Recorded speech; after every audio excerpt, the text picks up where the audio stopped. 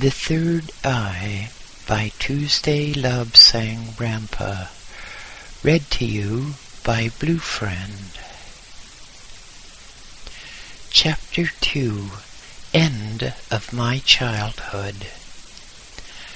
Yulgi, you are pulling my head off. I shall be as bald as a monk if you don't stop. Hold your peace, Tuesday Lobsang. Your pigtail must be straight and well buttered, or your honorable mother will be after my skin. But Yulgi, you don't have to be so rough. You are twisting my head off. Oh, I can't bother about that. I'm in a hurry. So there he was, sitting on the floor with the tough manservant winding me up by the pigtail. Eventually, the wretched thing was as stiff as a frozen yak and shining like moonlight on a lake. Mother was in a whirl, moving around so fast that I felt almost as if I had several mothers. There were last-minute orders, final preparations, and much excited talk. Yasso, 2 years older than I, was bustling about like a woman of 40. Father had shut himself up in his private room and was well out of the uproar. I wish I could have joined him. For some reason, Mother had arranged for us to go to the King, the Cathedral of Lhasa. Apparently, we had to give a religious atmosphere to the later proceedings. At about 10 in the morning, Tibetan times are very elastic, a triple-toned gong was sounded to call us to our assembly point. We all mounted ponies, Father, Mother, Yasso, and about 5 others, including a very reluctant me. We turned across the Lingkor Road and left at the foot of the Potala. This is a mountain of buildings, 400 feet high and 1,200 feet long. Past the village of Shou we went, along the plain of the Ki-Chu, until, half an hour later, we stood in front of the Kang. Around it clustered small houses, shops, and stalls to lure the pilgrims. 1,300 years the cathedral had stood there to welcome the devout. Inside, the stone floors were grooved inches deep by the passage of so many worshippers. Pilgrims moved reverently around the inner circuit, each turning the hundreds of prayer wheels as they passed, and repeating incessantly the mantra, Om Mani Padme Hum. Huge wooden beams, black with age, supported the roof, and the heavy odor of constantly burning incense drifted around like light summer clouds at the crest of a mountain. Around the walls were golden statues of the deities of our faith. Stout metal screens with a coarse mesh, so as not to obstruct the view, protected the statues from those whose cupidity overcame their reverence. Most of the more familiar statues were partly buried by the precious stones and gems which had been heaped around them by the pious who had sought favors. Candlesticks of solid gold held candles which burned continually and whose light had not been extinguished during the past 1,300 years. From dark recesses came the sound of bells, gongs, and the lowing bray of the conchas. We made our circuit as tradition demanded. Our devotions completed, we went on to the flat roof. Only the favored few could visit here. Father, as one of the custodians, always came. Our form of governments, yes, plural, may be of interest. At the head of the state and church, the final court of appeal, there was the Dalai Lama. Anyone in the country could petition him. If the petition or request was fair, or if an injustice had been done, the Dalai Lama saw that the request was granted or the injustice rectified. It is not unreasonable to say that everyone in the country, probably without exception, either loved or revered him. He was an autocrat. He used power and domination, but never did he use these for his own gain, only for the good of the country. He knew of the coming communist invasion, even though it lay many years ahead, and temporary eclipse of freedom. That is why a very small number of us were specially trained so that the arts of the priest should not be forgotten. After the Dalai Lama, there were 2 councils. That is why I wrote governments. The first was the Ecclesiastical Council. The 4 members of it were monks of Lama status.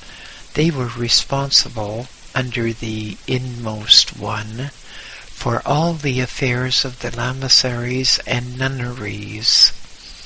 All ecclesiastical matters came before them. The Council of Ministers came next. This council had 4 members, 3 lay and 1 cleric. They dealt with the affairs of the country as a whole and were responsible for integrating the church and state. 2 officials, who may be termed prime ministers, for that is what they were, acted as liaison officers between the 2 councils and put their views before the Dalai Lama.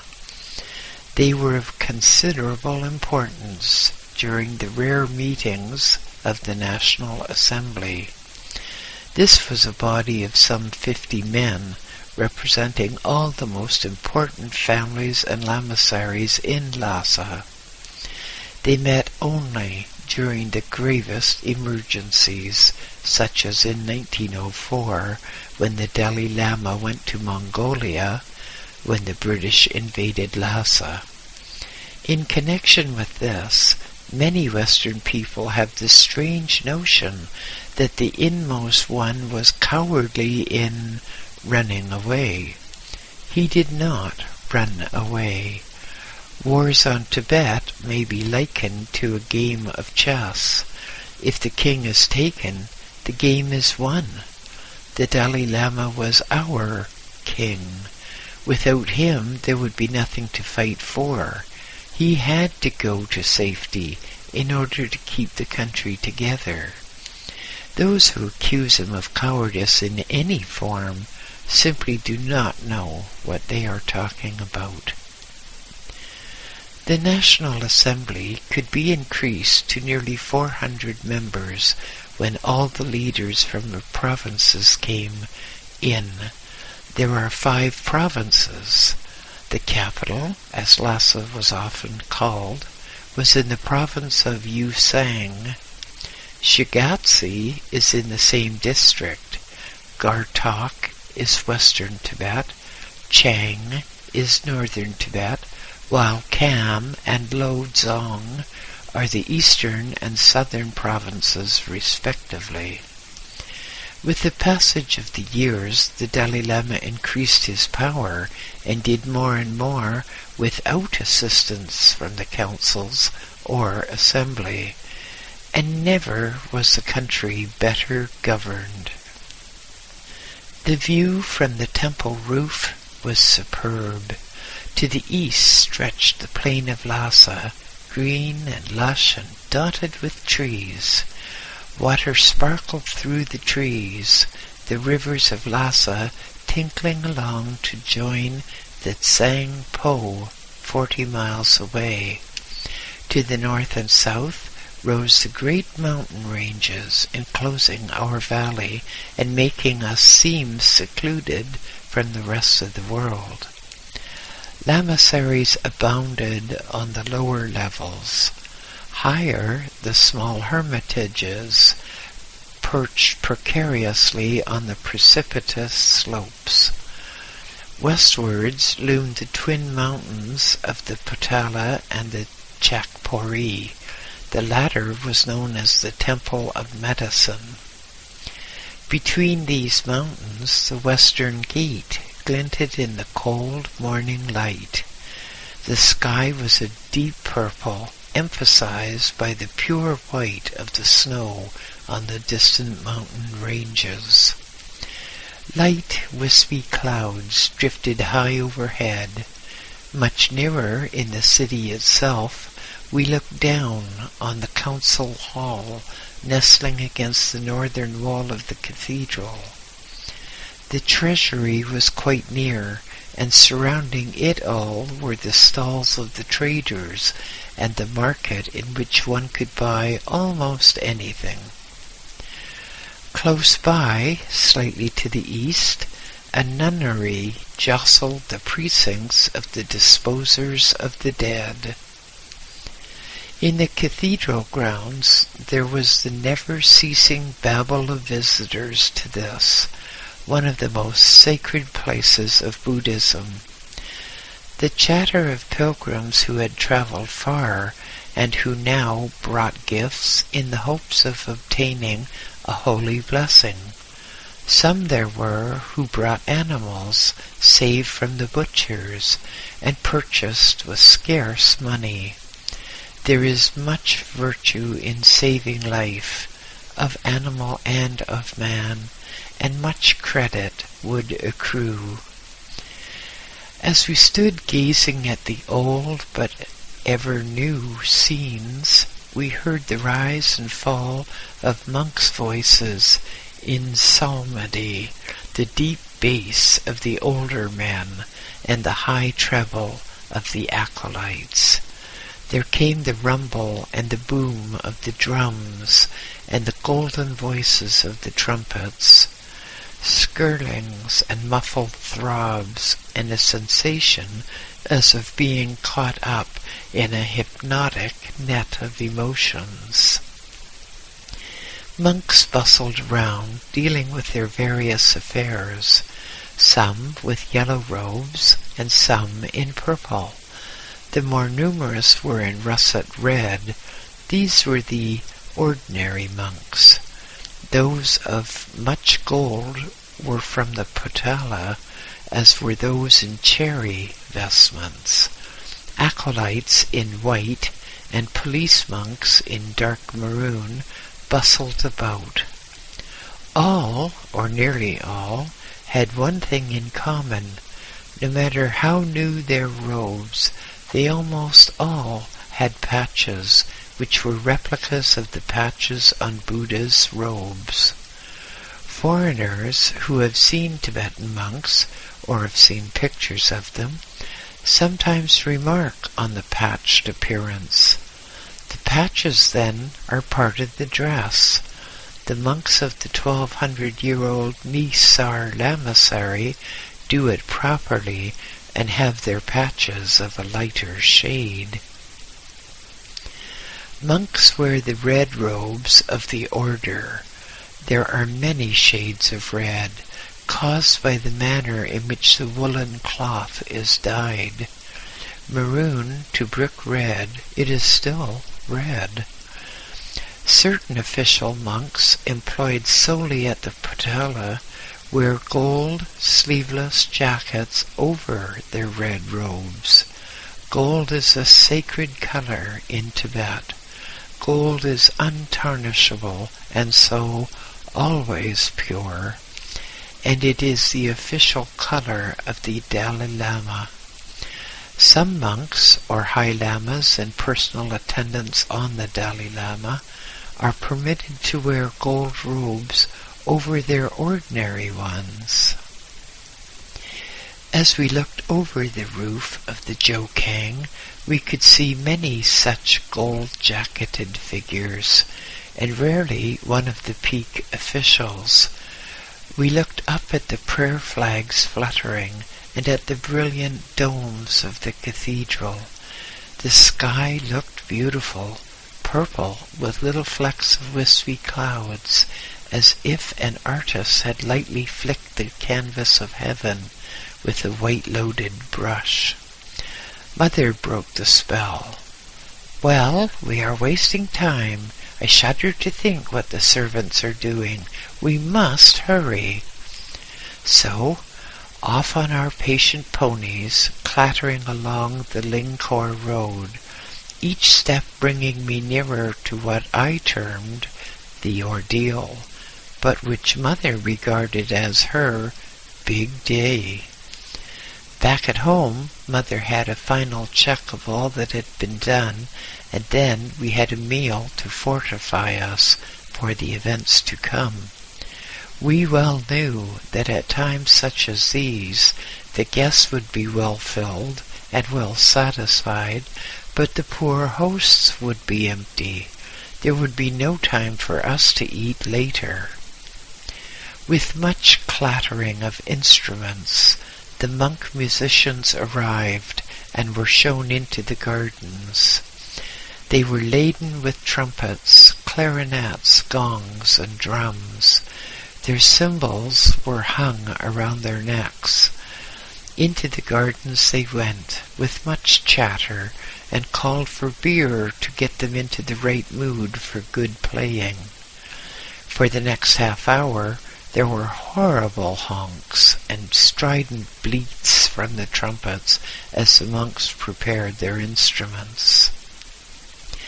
Uproar broke out in the courtyard as the first of the guests were sighted, riding in an armed cavalcade of men with fluttering pennants. The entrance gates were flung open, and 2 columns of our servants lined each side to give welcome to the arrivals. The steward was on hand with his 2 assistants, who carried an assortment of the silk scarves which are used in Tibet as a form of salutation. There are 8 qualities of scarves, and the correct one must be presented, or offense may be implied.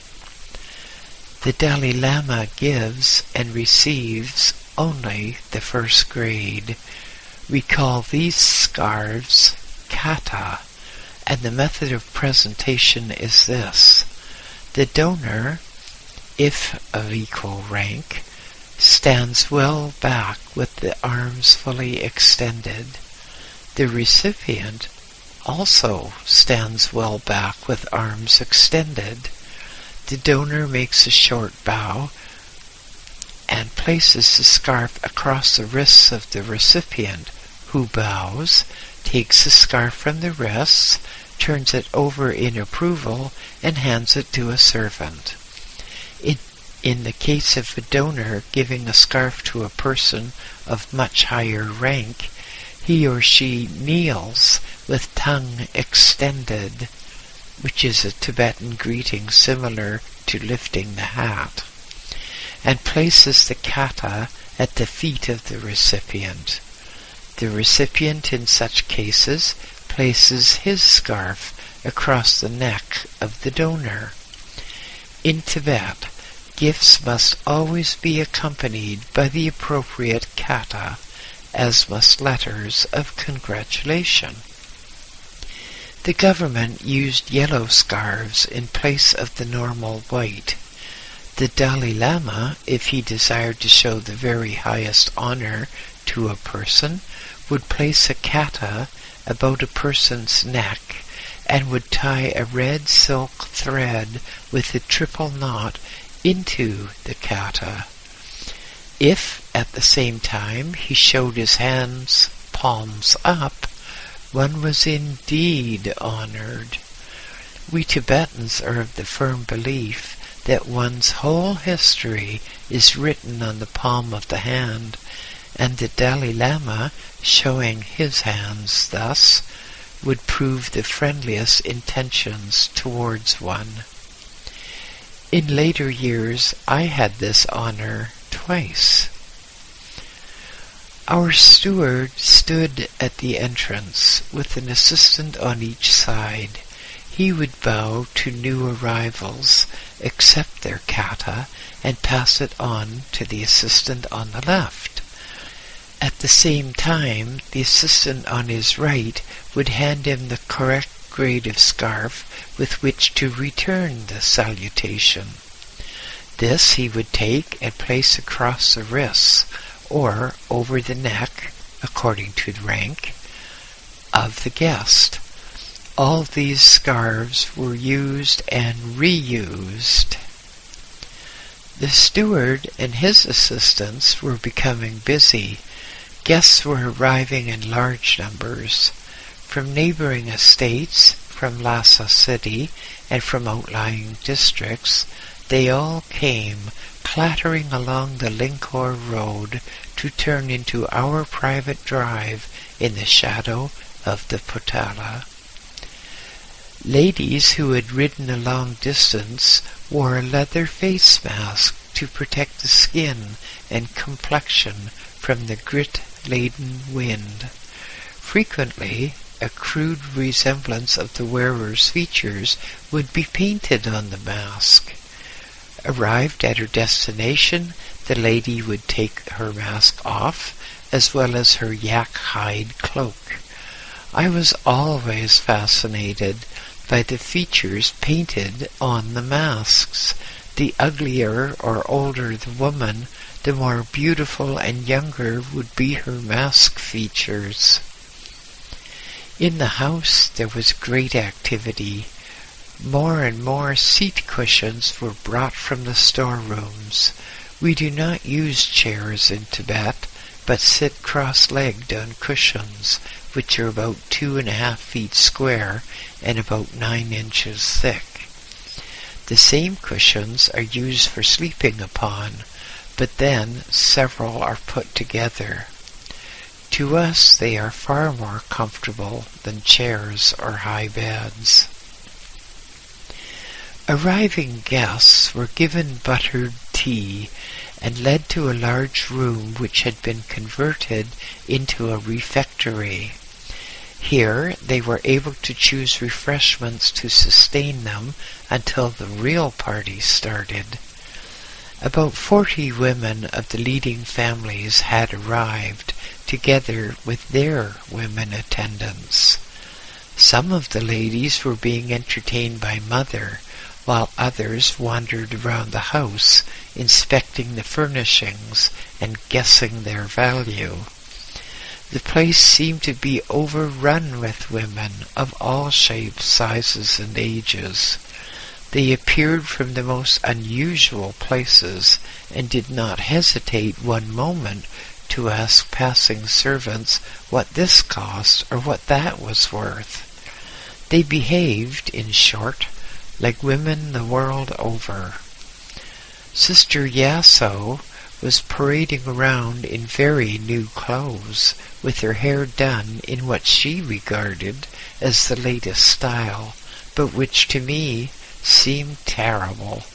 But I was always biased when it came to women.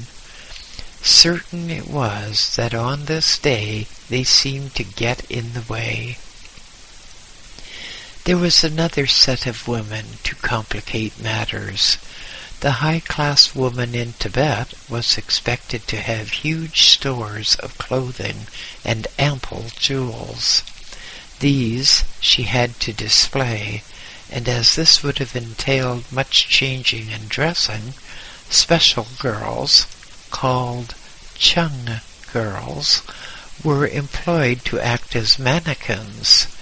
They paraded around in Mother's clothes, sat and drank innumerable cups of butter tea, and then went and changed into different clothing and jewelry. They mixed with the guests and became, to all intents and purposes, Mother's assistant hostesses.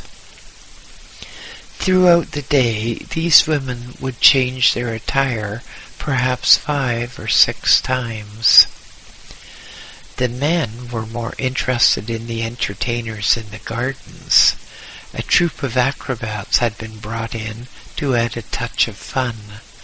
3 of them held up a pole about 15 feet high, and another acrobat climbed up and stood on his head on the top. Then the others snatched away the pole, leaving him to fall, turn, and land cat-like on his feet. Mother appeared, leaving the rest of the ladies to see the entertainments and listen to the music. The latter was not difficult. The musicians were now well warmed up with copious amounts of Tibetan beer. For this occasion, Mother was particularly well dressed. She was wearing a yak wool skirt of deep russet red, reaching almost to her ankles. Her high boots of Tibetan felt were of the purest white, with blood-red soles and tastefully arranged red piping. Her bolero-type jacket was of a reddish yellow, somewhat like Father's monk robe. In my later medical days, I should have described it as iodine on bandage. Beneath it, she wore a blouse of purple silk. These colors all harmonize and had been chosen to represent the different classes of monks' garments. Across her right shoulder was a silk brocade sash, which was caught at the left side of her waist by a massive gold circlet. From the shoulder to the waist knot, the sash was blood red, but from that point it shaded from pale lemon yellow to deep saffron when it reached the skirt hem. Around her neck she had a gold cord, which supported the 3 amulet bags which she always wore. These had been given to her on her marriage to my father. One was from her family, one was from Father's family, and one, an unusual honor, was from the Dalai Lama. She wore much jewelry because Tibetan women wear jewelry and ornaments in accordance with their station in life. A husband is expected to buy ornaments and jewelry whenever he has a rise in status. Mother had been busy for days past, having her hair arranged in 108 plaits, each one as thick as a piece of whipcord. 108 is a Tibetan sacred number, and ladies with sufficient hair to make this number of plaits were considered to be most fortunate. The hair, parted in the Madonna style, was supported on a wooden framework worn on top of the head like a hat. Of red lacquered wood, it was studded with diamonds, jade, and gold discs. The hair trailed over it like rambler roses on a trellis. Mother had a string of coral shapes depending from her ear. The weight was so great that she had to use red thread around each ear to support it, or risk having the lobe torn. The earring reached nearly to her waist. I watched in fascination to see how she could turn her head to the left. People were walking about, admiring the gardens or sitting in groups discussing social affairs. The ladies in particular were busy with their talk. "Yes, my dear, Lady Doring is having a new floor laid. Finely ground pebbles polished to a high gloss. Have you heard that young Lama who was staying with Lady Rikasha, etc., etc." But everyone was really waiting for the main item of the day. All this was a mere warming up for the events to come, when the priest astrologers would forecast my future and direct the path I should take through life. Upon them depended the career that I should undertake. As the day grew old, and the lengthening shadows crawled more quickly across the ground, the activities of the guests became slower. They were satiated with refreshments and in a receptive mood. As the piles of food grew less, tired servants brought more, and that too went with the passage of time. The hired entertainers grew weary, and one by one slipped away to the kitchens for a rest and more beer. The musicians were still in a fine fettle, blowing their trumpets, clashing the cymbals, and thwacking the drums with gay abandon. With all the noise and uproar, the birds had been scared from their usual roosting places in the trees. And not only the birds were scared, the cats had dived precipitately into some safe refuge with the arrival of the first noisy guests. Even the huge black mastiffs which guarded the place were silent, their deep baying stilled in sleep. They had been fed and fed until they could eat no more. In the walled gardens, as the day grew yet darker, small boys flitted like gnomes between the cultivated trees, swinging lighted butter lamps and smoke incense censers, and at times leaping into the lower branches for a carefree frolic. Dotted about the grounds were golden incense braziers, sending up their thick columns of fragrant smoke. Attending them were old women who also twirled clacking prayer wheels, each revolution of which sent thousands of prayers heavenwards. Father was in a state of perpetual fright. His walled gardens were famous throughout the country for their expensive imported plants and shrubs. Now, to his way of thinking, the place was like a badly run zoo. He wandered around wringing his hands and uttering little moans of anguish when some guest stopped and fingered a bud. In particular danger were the apricot and pear trees and the little dwarf apple trees. The larger and taller trees, poplar, willow, juniper, birch, and cypress, were festooned with streams of prayer flags which fluttered gently in the soft evening breeze. Eventually the day died as the sun sat behind the far distant peaks of the Himalayas. From the lamasseries came the sound of trumpets signaling the passing of yet another day, and with it hundreds of butter lamps were set alight. They depended from the branches of trees, they swung from the projecting eaves of the houses, and others floated on the placid waters of the ornamental lake. Here they grounded like boats on a sandbar on the water-lily leaves. There they drifted towards the floating swans seeking refuge near the island. The sound of a deep-toned gong, and everyone turned to watch the approaching procession. In the gardens, a large marquee had been erected with one completely open side. Inside was a raised dais on which were 4 of our Tibetan seats. Now the procession approached the dais. 4 servants carried upright poles with large flares at the upper end. Then came 4 trumpeters with silver trumpets sounding a fanfare.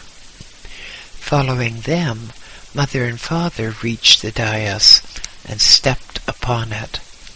Then 2 old men, very old men, from the lamasery of the state oracle. These 2 old men from Nishang were the most experienced astrologers in the country. Their predictions have been proved correct time after time. Last week they had been called to predict for the Dalai Lama. Now they were going to do the same for a 7-year-old boy. For days they had been busy at their charts and computations. Long had been their discussions about trines, ecliptics, sesquadrates, and the opposing influence of this or that. I will discuss astrology in a later chapter. 2 lamas carried the astrologers' notes and charts. 2 others stepped forward and helped the old seers to mount the steps of the dais. Side by side they stood, like 2 old ivory carvings.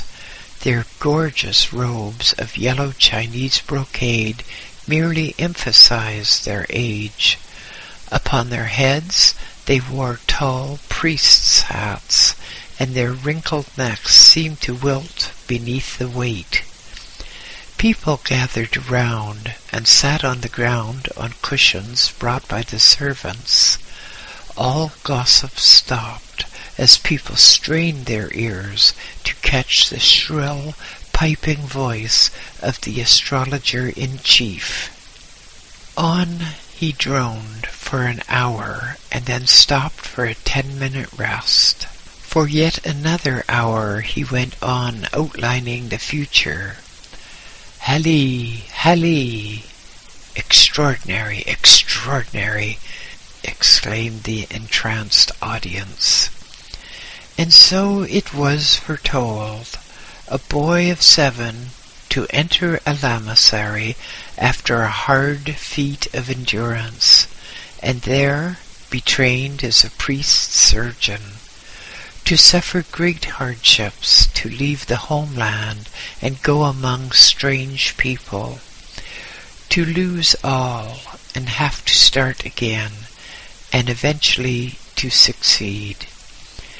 Gradually the crowd dispersed. Those who had come from afar would stay the night at our house and depart in the morning. Others would travel with their retinues and with flares to light the way. With much clattering of hooves and the hoarse shouts of men, they assembled in the courtyard. Once again the ponderous gates swung open, and the company streamed through. Growing fainter in the distance was the clop-clop of the horses and the chatter of their riders, until from without there was the silence of the night.